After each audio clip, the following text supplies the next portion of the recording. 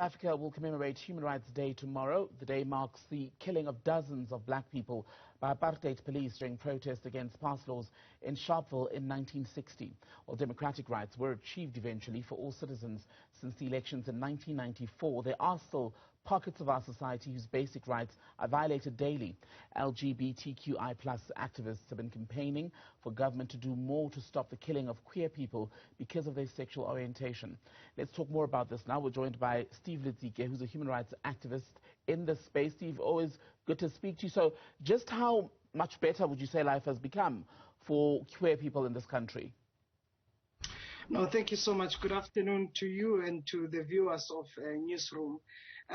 Typically, I think South Africa is a country which is hailed for its constitution across the world. I think we have one of the progressive constitution which guarantees the right to freedom, equality, and non-discrimination as well. And I think we've seen progressive constitutional judgment, even the recent one that happened last year around the John Xolani matter, and also the emphasis of what suggest is harmful and what also could be hurtful or for that matter.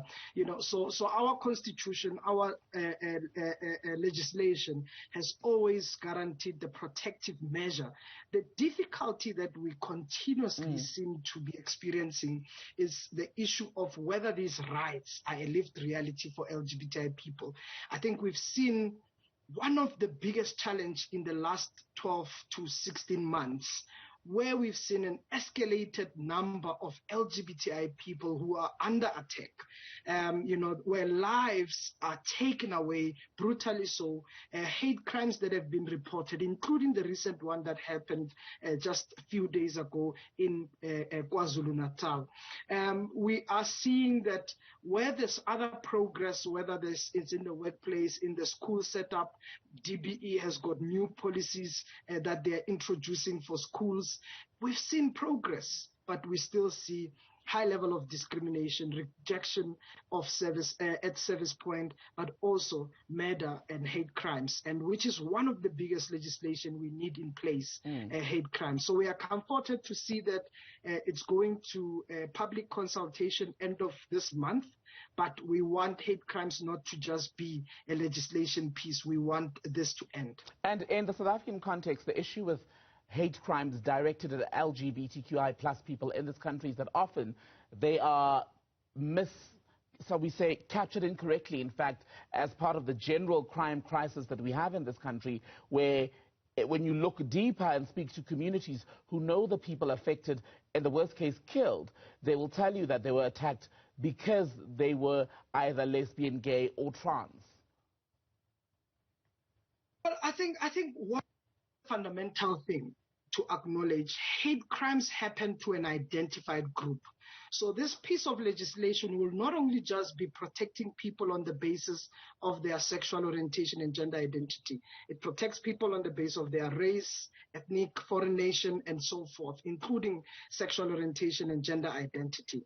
Now, one thing that happens is that in the community, one knows that somebody is gay, lesbian, transgender, or even intersex for that matter.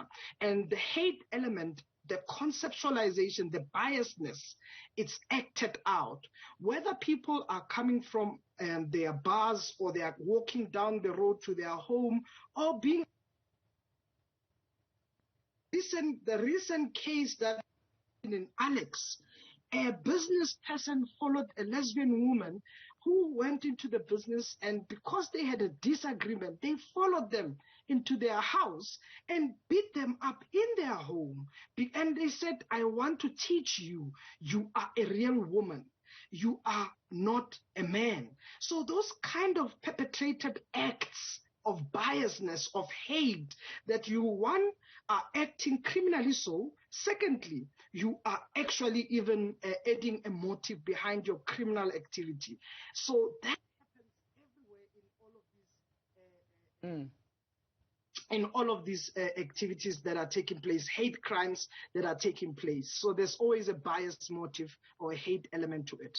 And just on the example that you use, these are the very same people who, when questioned or confronted about their behavior, will say, well, I'm not homophobic, we just need more education about the right language to use, the right attitude towards queer people and the rest of it. How much does that argument hold water in 2022 when you consider the vast amount of campaigns around language, around the rights of people? How much of what? How much weight do you give to the argument of people who say, well, I'm not homophobic, I just need more education to understand?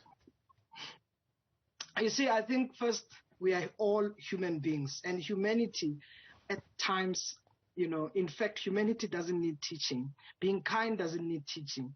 Where you do not understand, it's where you make an intentional effort. It shouldn't happen post you committing a criminal act.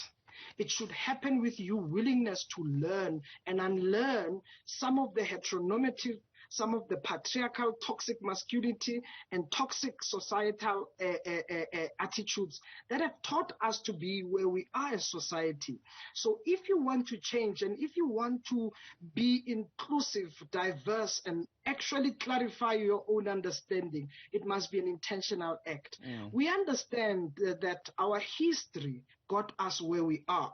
And with that history, we cannot justify any act of hate towards others.